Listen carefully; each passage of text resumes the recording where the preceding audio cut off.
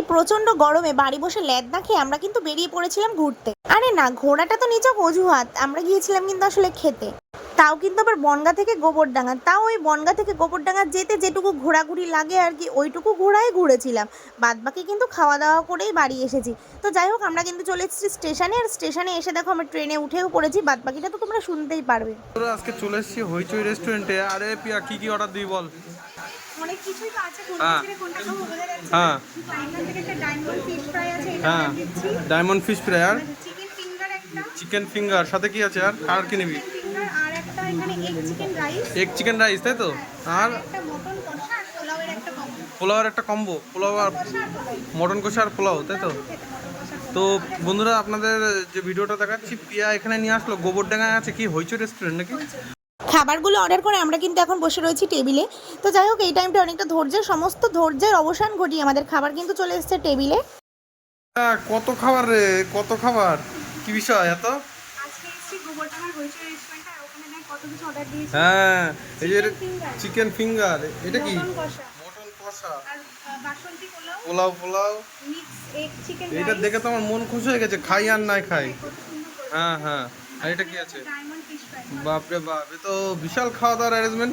আবার দেখলাম বিরিয়ানি অর্ডার দিলি। হ্যাঁ, হ্যাঁ, আবার বিরিয়ানিটা আসছে। বাহ বাহ বাহ বাহ বাহ। পেট ভরবে না এর। বন্ধু আছে যে লজ্জা পাচ্ছে। তো এতগুলো খাবার যখন একসাথে দিয়েছে, কোনটা ছেড়ে কোনটা খাবো বোঝাটাই দায়। তো প্রথমেই দেখো ভেটকি মাছের যে ফিশ ফ্রাইটা আছে, এটা তোমাদেরকে ভেঙে দেখাচ্ছি। এটা এতটাই টেস্টি ছিল, আর এটা জানো তো অরিজিনাল পিওর ভেটকি, আর কাম কোটিংটাও কিন্তু খুব অল্প ছিল। তারপরে কিন্তু প্লেটে নিয়ে নিয়েছি পোলাও আর মাটন কষা।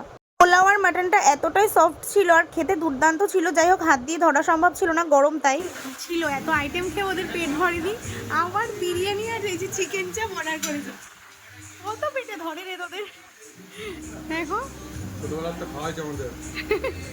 মানে এত খাবার ছিল, এত কিছু খেয়েও পেট ভরেনি। চিকেন চাপ আর বিরিয়ানি। তুমি বলো, তুমি রেস্ট নিয়ে খাচ্ছ, তোমার প্লেটে না, আমারটা আমি টেস্ট করার জন্য অল্প একটু। ওটা টেস্ট করার জন্য? হ্যাঁ হ্যাঁ, দু চামচই দিয়েছে দাদা। না তো, বলো আমি রেস্ট নিচ্ছি, আবার খাবো না। যাই হোক, তারপরে আমরা একটু ভিডিও শুট করে নিচ্ছিলাম। ভিডিও শুট করা হয়ে গেলে, খাওয়া দাওয়া কমপ্লিট করে, বিল কমপ্লিট করে আমরা কিন্তু চলে এসেছিলাম স্টেশনে আবার। আর আকাশের অবস্থাটা দেখো, জাস্ট দারুণ লাগছিল দেখতে, মনে হচ্ছিল এক্ষুনি কিন্তু ঝমঝম করে বৃষ্টি নামবে। আর ট্রেনে ওঠার পর আমার তো অবস্থা প্রচন্ড পরিমাণে খারাপ হয়ে গেছে। আর বাইরের ভিউটা তোমাদের সাথে আমি শেয়ার করছি, কি দারুণ দুর্দান্ত লাগছে ভিউটা, অসম্ভব সুন্দর লাগছিল। তারপরে কিন্তু ধীরে ধীরে বৃষ্টির ফোঁটা আমার হাতে এসে পড়লো। উফ। তারপরে কিন্তু চাঁদপাড়া আসতেই আমরা দেখে নিলাম সেই কালিদির হোটেল। আমরা কিন্তু অনেক নাম শুনেছি আগে, কিন্তু একবারও যাওয়ার সুযোগ হয়ে ওঠেনি। তো বনগাঁতে ঢুকতেই দেখছি, বনগাঁতে তো এদিকে বন্যা বয়ে গেছে, কি আর করা যাবে। তো এই অবস্থায় আমরা চলে যাচ্ছি, অনেকের ঘরের মধ্যে তো জলও ঢুকে গেছে। এটা ছিল 2 নম্বর রাস্তা। বাড়িতে আসার পথে তারপরে আবার হনুমানেরও দেখা মিলে গেল। তো হনুমানগুলোকে দেখে টাটা বাই বাই করে চলে এসেছিলাম বাড়ি, বৃষ্টি ভেজা ওয়েদারে।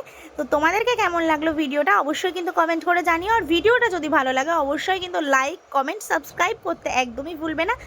অল নোটিফিকেশান অন করে রাখবে। ধন্যবাদ।